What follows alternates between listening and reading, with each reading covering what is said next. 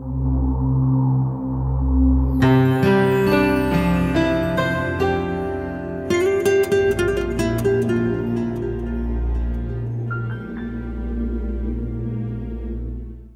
பிரச்சனை, அது இறையியல் பிரச்சனை. அந்த பிரச்சனையை எல்லாரும் சபையில் உள்ள அந்த சிண்டிலிருந்து அந்த பெருசு வரைக்கும் உட்காந்துருக்காங்க. இல்லை இது எங்களுக்குள்ள பிரச்சனை, நாங்கள் பேசி தீர்த்துக்கிறோம்லாம் கிடையாது. சபையாக உட்காந்துருக்குறாங்க. மூப்பர்கள், அப்போஸ்தலர்கள், அப்புறம் விசேஷித்தவர்கள் அவங்களும் இருக்கிறாங்க. இது வரைக்கும் எல்லாரும் பேசிகிட்டு இருந்தவங்க இப்போ என்ன சொல்கிறாங்க, இப்போ என்ன செய்கிறாங்க, தலைவர்கள்லாம் சேர்ந்து பேசட்டும், நீங்கள் கேளுங்க. இது எங்கேயோ தனியாக எடுத்துக்கொண்டு நடக்கலை. நீங்கள் கவனிங்க. ஏதாவது நான் என்ன சொல்ல வரேன்னா, இந்த ஒரு முக்கியமான ஒரு கூட்டமானது ஏதோ தனியாக ஒரு ரிசோர்ட்லேயோ அல்லது 5 ஸ்டார் ஹோட்டல்லையோ தனியாக ஒரு ரூமு போட்டு யோசிக்கலை. பொதுவாக எல்லாருமே ஏன்னா அந்தளவுக்கு முதிர்ச்சி அடைந்திருந்தாங்க. இது யோசிக்கக்கூடிய திறமை இருந்துச்சு அவங்களுக்கு. திரும்ப அவங்கள உட்காந்து எல்லாருமே தர்க்கம் உண்டான பொழுது அவங்க எல்லாருமே செய்கிறாங்க, எழுந்து அவங்க பேசுகிறாங்க. இப்போ யாரும் செய்கிறா, பேதுருவானவர் எழுந்து பேசுகிறாங்க. ஏன்னா அவர் தான் முக்கியமாக அங்கேயும் நடந்திருக்கு, இவர்னால தான் நடந்திருக்கு. இடையில 10வது அதிகாரத்தில் இவர் தான் கதாநாயகனாக இருந்திருக்கிறாரு. எல்லாரும் அவர் மூஞ்ச வேற பார்த்துருப்பாங்க. ஆமாம், நீ மூஞ்ச வேற குத்திய விட்டுருப்பாங்க. என்னங்க பேசிட்டே இருந்தேன்னா நம்ம ஃபெமிலியர் ஆயிருப்பார்ல, என்னைய மாதிரியா? என்ன சொன்னாங்க, இல்லை சில பேர் சொல்லியிருப்பாங்க, பேசு நீ பேசுன்னு. 2 பக்கமும் குத்திருப்பாங்க. ஒன்று பவுலடியார்னு சொல்கிறாங்க, அங்கேயே உனக்கு சொல்லி கூட்டு வந்திருக்கலாம், அங்கேயே அது பேசணும். இவங்க அது நமக்கு வச்சு நீ பேசுன்னு. ஆனால் அவர் எழுந்திருக்கார். அவர் தான் நிச்சயமாக பேச வேண்டியது இந்த நேரத்தில். ஏன்னா பிரச்சனை அவரை குறித்தும் இருக்குது. அவர் ஒரு பிரச்சனையை தீர்த்தும் இருக்கிறாரு. இப்போ ஒரு பிரச்சனையை ஆரம்பித்து அதுலேயும் இருக்கிறார், 2லேயும் இருக்கிறார். அவர் பேசி தான் ஆகணும். இப்போ அவர் எந்திரிச்சு என்ன செய்கிறாரு, வாசிப்போமா? வாசிங்களேன். பேதுரு எழுந்து அவர்களை நோக்கி, சகோதரரே, நீங்கள் அறிந்திருக்கிறபடி புறஜாதியார் என்னுடைய வாயினாலே சுவிசேஷ வசனத்தை கேட்டு விசுவாசிக்கும்படி தேவன் அநேக நாட்களுக்கு முன்னே உங்களில் ஒருவனாகிய என்னை தெரிந்து கொண்டார். அவர் சொல்லும் போதே சொல்கிறேன், உங்கள் ஆளு பண்ணா. கவனிச்சிங்களா? அதை உங்கள் ஆளு பண்ணா. நான் யாரும் வேற இடம்லாம் இல்லை, அந்த ஆளும் கிடையாது. உங்களில் ஒருவனாகிய என்னை தெரிந்து கொண்டார் தேவன் அநேக நாட்களுக்கு முன்னாடி. இதை எதை சொல்கிறாரு, அநேக நாட்களுக்கு முன்பதாக அப்படிங்கிறாரு? எந்த நிகழ்ச்சியை சொல்கிறாரு? கொர்நேலியு. கிட்டத்தட்ட 10 வருஷத்துக்கு முன்னாடி நடந்துச்சு. 10 வருஷத்துக்கு முன்னாடி 10 வருஷத்துக்கு முன்னாடி நடந்த நிகழ்ச்சியை சரி கொஞ்சம் பின்னாடி ஃப்ளாஷ்பேக் போட்டு பார்ப்போமா? போயிடலாம், ரீவைண்ட் பண்ணு. இதில் என்ன நடந்துச்சு? முன்னாடியே ஆண்டவர் என்னை தெரிந்து கொண்டார். எப்படி தெரிந்து கொண்டார்? அது நல்லா தெரியும் நமக்கும். ஒரு தடவை இல்லை, 1 தடவை இல்லை, 3 தடவை சொல்லி தான் தெரிந்து கொண்டார். அது அங்கே போய் நான் எதுக்கு என்னை கூப்பிட்ருக்கீங்க, என்னை சாப்பிட கூப்பிட்டாங்க. நீங்கள் நல்லா கவனிங்க, அங்கே போய் எதற்காக என்னை அழைத்தீர்கள்ங்க பாரு. இவ்வளவும் சொல்லி ஆண்டவருடைய வார்த்தை அவங்கெல்லாம் வர்றாங்க. 9வது 10வது அதிகாரத்தில் அவங்க உடனே தான் தேடுறாங்க. ஒரு வார்த்தை சொல்லாமல் சும்மா கம்முன்னு புறப்பட்டு போ அப்படிங்கிறாரு. வேறு ஒன்றுமே சொல்லாது. ஆனால் அவர் என்ன செய்கிறார், அடுத்த நாள் காலையில் போயிடுவோம். ஏன்னா ராத்திரியில் ஏதாவது சொப்பனம் மாறிடுச்சுன்னா, ப்ரோக்ராம் மாற்றிட்டாருன்னா, அடுத்த நாள் காலையில் ஒன்றும் வரல, இதே ப்ரோக்ராம் தான் போகணும். அங்கே போயிட்டு அவன் காலில் விழுகிறான், ஏன் காலில் விழாது அப்படிங்கிறாரு. திரும்ப கூப்பிட்டு என்ன எதுக்குப்பா கூப்பிட்டேன் அப்படிங்கிறாரு. எதுக்கு கூப்பிட்டேன்னு தெரியாது. நான் முன்னாடியே இவ்வளோ நாள் ராத்திரி வர தங்கி இருக்கிறாங்க. அவங்க பேசியிருக்க மாட்டாங்க. வழியில் வர ஒரு நாள் பிரயாணம், அப்போ சொல்லியிருக்க மாட்டாங்க. எல்லாம் முடிஞ்சாலும் அங்கே போனோன்னு சரி எதுக்கு என்னை கூப்பிட்டேன் அப்படின்னா, அவர் முதல்ல மறுபடியும் ஆரம்பிச்சிட்டாரு. அவர் என்ன சொல்கிறார், இந்த மாதிரி நான் இருக்கும்பொழுது தேவதூதன் இந்த ரட்சிப்புக்கு எதுவான வார்த்தைகளை நீங்கள் சொன்னேன், நீங்கள் இப்போ சொல்லுங்கள் அப்படின்னு. அப்போ தான் அவர் ஆரம்பிக்கிறாரு, தேவன் பட்சபாதம் உள்ளவர் என்று நான் இப்பொழுது அறிந்திருக்கிறேன். தேவன் பட்சபாதம் உள்ளவர் அல்ல என்று சொல்லி நான் இப்பொழுது அறிந்திருக்கிறேன். அவர் ஆரம்பிக்கும் போதே 10வது அதிகாரம் 34வது வசனத்தை வாசிங்க. அதை இது அப்படியே வச்சுக்கிட்டு வைங்க, போயிடுவோம். அப்பொழுது பேதுரு பேசத் தொடங்கி, தேவன் பட்சபாதம் உள்ளவர் அல்ல என்றும் எந்த ஜனத்திலாயினும் அவருக்கு பயந்திருந்து நீதியை செய்கிறவன் எவனோ அவனே அவருக்கு உகந்தவன் என்றும் நிச்சயமாக இருந்திருக்கிறேன். ஆமாம், இதை நல்ல ஆண்டவர் தெரிந்து கொண்டார், தெரிந்து கொண்டு என்னை அனுப்பியிருக்கிறார் அப்படிங்கிறார். நீங்கள் வாசிக்கும் பொழுது இப்படி தான் வாசிக்கணும். பைபிள் வாசிக்கும் போது ஏதோ மனப்பாடமாக வாசிச்சுட்டு போயிடாதீங்க. அங்கே எங்கெல்லாம் இது டச் பண்ணுதுன்னு பார்க்கணும். அப்படி தான் வாசிக்கணும். என்னை அநேக நாட்களுக்கு முன்பு உங்களில் ஒருவனாகி என்னை தெரிந்து கொண்டார். அதுக்கடுத்து என்ன சொல்கிறாரு? நீங்கள் 15வது அதிகாரத்துக்கு மறுபடியும் வருவோம். இருதயங்களை அறிந்திருக்கிற தேவன் நமக்கு பரிசுத்த ஆவியை தந்தருளினது போல அவர்களுக்கும் தந்தருளி அவர்களை குறித்து சாட்சி கொடுத்தார். சரி, இது எங்கே எழுதிருக்கு? மறுபடியும் 10வது அதிகாரத்துக்கு போகலாம் மறுபடியும் 10வது அதிகாரம் கடைசியில் உள்ள வசனத்துக்கு வாங்க. இந்த வார்த்தைகளை பேதுரு பேசிக் கொண்டிருக்கையில் வசனத்தை கேட்டவர்கள் யாவர் மேலும் பரிசுத்த ஆவியானவர் இறங்கினார். அவர்கள் பல பாஷைகளை பேசுகிறதையும் தேவனை புகழுகிறதையும் பேதுருவோடே வந்திருந்த விருத்த சேதனமுள்ள விசுவாசிகள் கேட்கும்போது பரிசுத்த ஆவியின் வரம் புறஜாதிகள் மேலும் பொழிந்தருளப்பட்டதை குறித்து பரிசுத்த ஆவியின் வரம் புறஜாதிகள் மேலும் பொழிந்தருளப்பட்டதை குறித்து பிரமித்தார்கள். அப்பொழுது பேதுரு நம்மை போல பரிசுத்த ஆவியை பெற்ற இவர்களும் ஞானஸ்நானம் பெறாதபடிக்கு எவனாகிலும் தண்ணீரை விலக்கலாமா என்று சொல்லி கர்த்தருடைய நாமத்தினாலே அவர்களுக்கு ஞானஸ்நானம் கொடுக்கும்படி கட்டளையிட்டான். சரி, அதுக்கு அடுத்ததா நீங்கள் வந்து 11வது அதிகாரத்துக்கு வாங்க. 14வது வசனத்திலிருந்து வாசிங்க. நீயும் உன் வீட்டார் அனைவரும் ரட்சிக்கப்படுவதற்கு ஏதுவான வார்த்தைகளை அவன் உனக்கு சொல்லுவான் என்று. கொஞ்சம் நீயும் உன் வீட்டாரும் ரட்சிக்கப்படுவதற்கு ஏதுவான வார்த்தைகளை சொல்லுவான். அப்போ ரட்சிக்கப்படணும்னா என்ன சொல்லணும்? என்ன சொன்னால் கொர்நேலியும் அவனுடைய வீட்டாரும் ரட்சிக்கப்படுவாங்க? இதை வந்து பேதுருனுடைய வாயில் ஆண்டவர் போட்டு வச்சிருக்கிறாரு. நீங்கள் 10வது அதிகாரம் 34வது வசனத்திலேருந்து பார்த்தீங்கன்னா அவர் ஒன்றுமே சொல்ல மாட்டார். என்ன சொல்கிறாருன்னா, இயேசுவானவர் யார், அவர் என்ன செய்தார், அவரை வந்து சிலுவையில் அறைந்தார்கள், 3வது நாள் உயிரோடு எழுந்தார், அவர் தரிசனமானார், அதுக்கு அடுத்ததாக அவர் திரும்ப வரப்போகிறார், அவர் நியாயம் தீர்க்க வருவார், அவருடைய நாமத்தினாலே பாவ மன்னிப்பு, இது தீர்க்க தரிசனங்களாக வெளிப்படுத்தப்பட்டிருக்குது. எங்கேயாவது விருத்த சேதனத்தை பற்றியோ மோசேயினுடைய ஆகமங்களை பற்றியோ அவர் அங்கே பேசவே இல்லை. அப்போ ரட்சிப்புக்கு ஏதுவான வார்த்தை என்ன? சுவிசேஷம், சுத்தாங்க சுவிசேஷம், அவ்வளோதான். இதைத்தான் நான் சொல்லிக்கிட்டு இருந்தேன் அப்படிங்கிறாரு.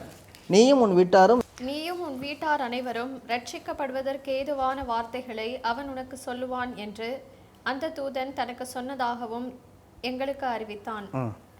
நான் பேச தொடங்கின போது பரிசுத்த ஆவியானவர் ஆதியிலே நம்மேல் இறங்கினது போலவே அவர்கள் மேலும் இறங்கினார். யோவான் ஜலத்தினாலே ஞானஸ்நானம் கொடுத்தான், நீங்களோ பரிசுத்த ஆவியினாலே ஞானஸ்நானம் பெறுவீர்கள் என்று கர்த்தர் சொன்ன வார்த்தையை அப்பொழுது நினைவு கூர்ந்தேன். ஆதலால் கர்த்தராகிய இயேசு கிறிஸ்துவை ரொம்ப இன்ட்ரெஸ்டிங்கான அப்பொழுதுதான் பல்பு எரிஞ்சிருக்கு அந்த இடத்துல. ஓகே. ஆதலால் கர்த்தராகிய இயேசு கிறிஸ்துவை விசுவாசித்திருக்கிற நமக்கு தேவன் வரத்தை அனுகிரகம் பண்ணினது போல அவர்களுக்கும் அந்த வரத்தையே அனுகிரகம் பண்ணி இருக்கும்போது தேவனை தடுக்கிறதற்கு நான் எம்மாத்திரம் என்றான். இதைத்தான் இங்கே சொல்கிறார் 15வது அதிகாரத்தில். இது அப்படி நடந்துச்சியா முன்னாடி அப்படிங்கிறார். முதல்ல என்ன செஞ்சார்? தெரிந்து கொண்டு என்னை அனுப்பினார். 1. 2வது என்ன சொல்கிறார்? பரிசுத்த ஆவியானவரை அவருக்கு கொடுத்து அவங்களுக்கும் நமக்கும் எந்த வித வித்தியாசம் இல்லாமல் பட்டார். எல்லாருக்கும் ஒட்டு மொத்தமாக கொடுத்துருக்கிறார் ஆண்டவர். ஒரே சுவிசேஷம், ஒரே ஆவியானவர், ஒரே ஞானஸ்தானம், ஒரே சரீரம், ஒரே சபை, இதில் எந்த வித்தியாசமும் கிடையாது. அப்புறம் எப்படி அவங்க சுத்தம் அசுத்தம் சொல்லலாம்? என்ன சொல்கிறார்? விசுவாசத்தினாலே அவர்கள் அடுத்த வாசிங்க 9வது. விசுவாசத்தினாலே அவர்கள் இருதயங்களை அவர் சுத்தமாக்கி நமக்கும் அவர்களுக்கும் யாதொரு வித்தியாசமும் இராதபடி செய்தார். இதையே அவர் சொல்கிறாருன்னு தெரியுங்களா? இதையே அவர் சொல்கிறாரு. இது வரைக்கும் இவங்க என்ன சொன்னாங்க? சுத்திகரிப்பினுடைய முறைமையின்படி செய்தால் தான் நான் உங்கள் வீட்டில் சாப்பிடுவேன். இப்போ சுத்திகரிப்பு எதில் இருக்கணும்னு சொல்கிறாரு? விசுவாசத்தினால. இவங்க என்ன செஞ்சாங்க? வெளியில் உள்ள பாத்திரத்தை வெளியில் சுத்தம் பண்ணி உள்ள சுத்தம் பண்ணதால இயேசுவானவரை சொல்லியிருக்காரு. நீ என்ன செய்கிற? நீ சடங்காச்சார முறைமையை தானே நீ எதிர்பார்க்குற. இந்த சடங்காச்சார முறைமையின்படி ஒருத்தன் சுத்தமாக முடியுமா? பரிசுத்த ஆவியானவர் தானே சுத்தப்படுத்தணும்.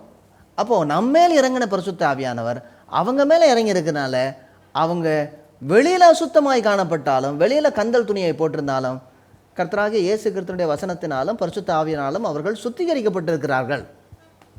உங்களுக்கும் நமக்கும் அவங்களுக்கும் வித்தியாசமே கிடையாதுங்கிறார். சொல்லுங்க. இல்லை, அதனால தான் 9வது வசனத்தில் தெளிவாக சொல்லுது. என்னது? நமக்கும் அவர்களுக்கும் யாதொரு என்ன வித்தியாசமும் கிடையாது. வித்தியாசமே கிடையாது. தெளிவாக யாதொரு வித்தியாசமும் கிடையாது. ஒரு வித்தியாசமும் இல்லை. ஒரு வித்தியாசம் கிடையாது. என்ன? அவங்க வந்து யூதர்கள் அல்லாதவர்களாக பிறந்திருக்காங்க, நம்ம யூதர்களாக பிறந்திருக்கோம். ஆனாலும் நாம் எல்லோரும் ஒரே சமுதாயமாக கர்த்தருடைய சபையாக கர்த்தருடைய சரீரமாக சேர்ந்திருக்கிறோம். எந்த வித்தியாசமும் கிடையாது. நீ எப்படி பிரிக்கலாம் அப்படிங்கிறார். இவங்க இப்படி பண்ணுவாங்கன்னு தான் ஆண்டவர் கொர்நேலியுவுக்கு ஞானஸ்நானம் அந்த டைம் முதல்ல பரிசுத்த ஆவியானவரை கொடுத்துட்றாரு. ஆமாம், இல்லைன்னா அவங்க நம்ப மாட்டாங்க இவங்க. ஆமாம், முன்னாடி அதாவது ஞானஸ்நானத்துக்கு முன்னாடியே பரிசுத்த ஆவியானவர் அருளப்பட்டதுடைய நோக்கம் என்ன? இல்லைன்னா இன்னும் நீங்கள் நம்ப மாட்டீங்க. இன்னும் உங்களுடைய குறுகிய மனப்பான்மைக்குள்ளே இதுக்குள்ளே தான் அடங்கணும்னு நீங்கள் யோசிச்சுட்டு இருக்க. சபையானது இதுக்குள்ளே தான் அடங்கணும். இவ்வளோ மொக்க பிளேடாக இருந்துன்னு இன்னைக்கு நம்பர் ஒன்ல எப்படி இருக்கிறாங்க அவங்க? புரியல. மொக்க பிளேடு யார் சொல்றீங்க? யார் என்ன சொல்கிறீங்களா? ஓகே, கவுன்சிலர் சொல்கிறேன். ஆமாம். இல்லை அவங்க வந்து ரொம்ப தீர்க்கம். ஆனால் நீங்கள் இன்னொரு ஒரு போதும் இதை வந்து நம்ம வந்து அங்கே உள்ள மொக்க பிளேடுன்னுவோம். இது அநேக நம்மளுடைய கமிட்டி மீட்டிங்லேயும் அநேக சபைகளிலையும் இந்த மொக்க பிளேடு தான் நடந்துகிட்டு இருக்கு. நிறையா இருக்கு, நிறைய கவுன்சில் இப்போ நடக்குது. நிறைய மக்கள் பிளேடு இருக்கு. இன்னும் வந்து என்ன செய்கிறாங்க, தங்களுடைய சட்ட திட்டங்கள், தங்களுடைய சித்தாந்தங்கள், டாக்ட்ரின், டினாமினேஷனல், அவங்களுக்கு பைபிளை விட அவங்க ஒரு டாக்ட்ரின் புக்கு வச்சுருப்பாங்க. அதுதான் மேலானதாக இருக்கும். அதில் அக்கு வேறு ஆணி வேறையாக இருக்கணும். இது அக்கு இருந்தாலும் சரி ஆணி இருந்தாலும் சரி அதை பற்றி கவலையே கிடையாது. அநேக இடங்களில் தான் பிரச்சனை. அடுத்ததாக அந்த விசுவாசத்தில் நம்ம மறுபடியும் 15வது அதிகாரத்துக்கு போவோம். 15வது அதிகாரத்தில் இப்படி இருக்க வாசிமா, நம்முடைய பிதாக்களாலும் நம்மாலும் சுமக்க கூடாதிருந்த நாமும் சுமக்க முடியல, நம்ம அப்பா அம்மாவும் சுமக்க முடியல. இதை ஏன் கொண்டு அவன் தலையில் வைக்கிற? இயேசுவான ஒரு பரிசேயரை பார்த்து, நீ சுண்டு வரலால தூக்க மாட்டேங்கிற, சுண்டு வரல வைக்க மாட்டேங்கிற, நீ அவன் தலையில் கொண்டு எல்லாத்தையும் வைக்கிற. எல்லாத்தையும் இலகுவாக்குறது தான் இயேசுவானவர் முன்பதாகவே. இதெல்லாம் நிழலாட்டமாக கொடுக்கப்பட்டிருக்கு. இலகுவாக்குறது தான் இயேசுவானவருடைய இந்த சிலுவை மரணம் வந்தது. நீ திரும்ப கொண்டு வர்றியாத. சில இந்த பஸ்ஸில் போகும்போது எல்லாரும் மூட்டையை தலையில் வச்சுட்டு உட்காந்துருப்பாங்க, பார்த்துருக்கீங்களா? பஸ்ஸில் போ, ஆனால் மூட்டை கீழே இறக்கி வையா. இல்லைங்க, பஸ்ஸுக்கு வெயிட் ஆகிருங்க. ஓகேம்மா. விசுவாசத்தினால எப்படி இருக்க? சீஷர் கழுத்தின் மேலும் சுமத்துவதினால் நீங்கள் தேவனை சோதிக்கலாமா? வாசிங்க, அடுத்தது ஒரு அருமையான வசனம். கர்த்தராகிய இயேசு கிறிஸ்துவின் கிருபையினாலே அவர்கள் ரட்சிக்கப்படுகிறது எப்படியோ அப்படியே நாமும் ரட்சிக்கப்படுவோம் என்று நம்பி இருக்கிறோமே என்றான். ரொம்ப அழகாக முடிக்கிறாரு. எப்படி முடிக்கிறாருன்னா, இதுக்கு முன்னே நீங்கள் வந்து நம்ம சுமக்க முடியாத அவன்கிட்ட சுமத்தாதே. இயேசுவானவர் என்ன சொல்கிறாரு? நீ உன்னை நேசிப்பது போல பிறனை நேசி. நம்ம என்ன நினைக்கிறோம்? நம்மளால் தூக்க முடியாத அவன் மேலே வச்சுருவோம், நம்மளால் செய்ய முடியாத அவன் செய்யட்டும். என்ன செய்ய முடியலைன்னா, என்னடா செய்ய முடியல உன்னால, அப்படி கொஞ்சம் வெரைட்டி பார்க்கலாம். நம்ம ஒன்று புத்தியே தானே. நம்ம ஒன்று நிறைய இடங்களில் சில ஃபாஸ்டிங் ப்ரேயர் நடத்தணும், நல்லா சாப்பிட்டு வந்துடுவாங்க, அதில் முடிஞ்ச பிறகு சாப்பிட போயிடுவான். ஆனால் எல்லாருமே நீங்கள் ஃபாஸ்டிங் இருந்து ஜெபம் பண்ணுங்க, உற்சாகமாக ஜெபம் பண்ணுங்க, ஆவியோ உற்சாகம் உள்ளது, மாம்சமாக பலவீனமானது. நீங்கள் நாங்கள் எங்கே போகிறீங்க? பரோட்டா கடைக்கு போயிட்டு வரேன். வேடிக்கையாக சொல்லலை, நிறைய இடங்களில் நடந்தது. என்னால் எனக்கு கொஞ்சம் வீக்கு பிரதர். எப்படி நீங்கள் சுமக்க முடியும்? எப்படி நீங்கள் வைக்க முடியும்? கர்த்தராகிய இயேசு கிறிஸ்துவினுடைய கிருபையினாலே. ரொம்ப அழகாக சொல்ல முடியும். எப்படி முடிக்கிறாருன்னா, அவங்க எப்படி ரசிக்கப்படுவாங்களோ அப்படித்தான் நீ நானும் ரசிக்கப்படுவேன். நம்ம எப்படி ரசிக்கப்படுவோமோ அப்படித்தான் அவங்க ரசிக்கப்படுவான்னு சொல்லலை, உல்ட்டா வாங்கிட்டார். அப்படியே நாங்கள்லாம் பெரிய ஆள், எங்களை விட்டால் உண்டா அப்படின்னு பேசிகிட்டு இருந்த ஆள் இப்போ என்ன செய்கிறாரு? இல்லைப்பா, அவங்க தான் பெரிய ஆள்.